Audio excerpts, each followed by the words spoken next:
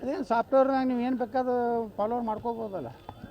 ನಿಮ್ಮ ಕೈಗೆ ಇರ್ತೈತಿ, ನೀವೇ ಮಾಡ್ಕೋಬೋದು. ಅದಕ್ಕೇನು ಕಾಕ್ರೋಚ್ ಪಾರ್ಟಿದು ಏನೈತಲ್ಲ, ವ್ಯವಸ್ಥಿತವಾಗಿ ಭಾರತವನ್ನು ಅತಂತ್ರ ಮಾಡೋದು, ಪ್ರಧಾನಮಂತ್ರಿಗಳನ್ನು ಇಳಿಸ್ಬೇಕು. ಭಾರತ ಜಗತ್ತಿನ ಶಕ್ತಿಶಾಲಿ ರಾಷ್ಟ್ರ ಆಗ್ಲಾಕತ್ತೈತಲ್ಲ, ಇವ್ರು ತಿಳ್ಕೋದಾಗಲಾಗೈತಿ.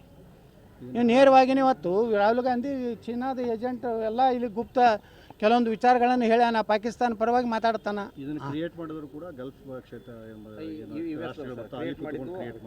ಹೌದೌದು, ಅದೇ ಅದೇ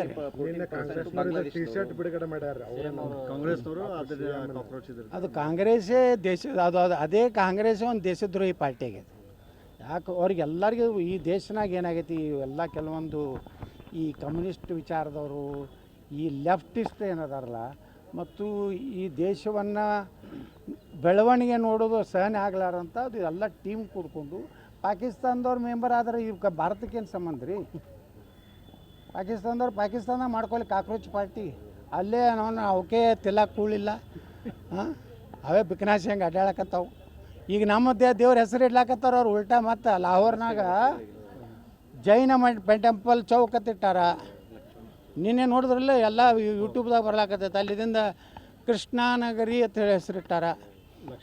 ಅಂದ್ರೆ ಲಾಹೋರ್ ಅನ್ನುವಂಥದ್ದು ಏನಿದೆಯಲ್ಲ, ರಾಮನ ಮಗ ಲವ ಕಟ್ಟಿದಂಥ ನಗರ. ಅದಕ್ಕೆ ಅವರೊಂದು ಏನು ನಾವು ಹೆರಿಟೇಜ್ ಅಂತೀವಲ್ಲ, ಹೆಂಗೆ ಭಾರತದ ಒಂದು ಹೆರಿಟೇಜ್ ಇದೆಯಲ್ಲ, ಹಂಗೆ ಪಾಕಿಸ್ತಾನದಲ್ಲಿ ಏನು ಮೂಲ ಏನಿತ್ತು, ಇನ್ನವರೆಗೆ ಇಷ್ಟು ಮುಸ್ಲಿಂ ರಾಷ್ಟ್ರ ಆದರೂ ಸಹಿತ ಇನ್ನೂ ಅವ್ರು ಕೃಷ್ಣಾನಗರಿನೇ ತರ್ತಾರೆ, ಜೈನ ಟೆಂಪಲ್ ಚೌಕನೇ ತರ್ತಾರೆ. ಅಂದರೆ ಭಾರತದ ಇದನ್ನು ಮಾಡ್ಲಾಕತ್ತಿ ಉದ್ದೇಶ ಏನಂದರೆ ಹೊರಗಿನ ಹಣ ತೊಗೊಂಡು ಬರ್ಲಕ್ಕ. ವರ್ಲ್ಡ್ ಹೆರಿಟೇಜ್ ಅಂತ ಒಂದಿದೆ, ಅಲ್ಲಿ ದುಡ್ಡು ಹೊಡಿಲಾಕ ಸುಮಾರು 50,000 ಕೋಟಿ ರೂಪಾಯಿ ಹೊರಗಿನ ತರ್ಬೇಕಂತ ಹಿಂದೂ ಹೆಸರು ಇಡ್ಲಾಕತ್ತಾರೆ. ಅಂದ್ರೆ ಪಾಕಿಸ್ತಾನ ದಿವಾಳಿ ಆಗೈತೆ ಅನ್ನೋದಕ್ಕೆ ನೀವು ಉದಾಹರಣೆ.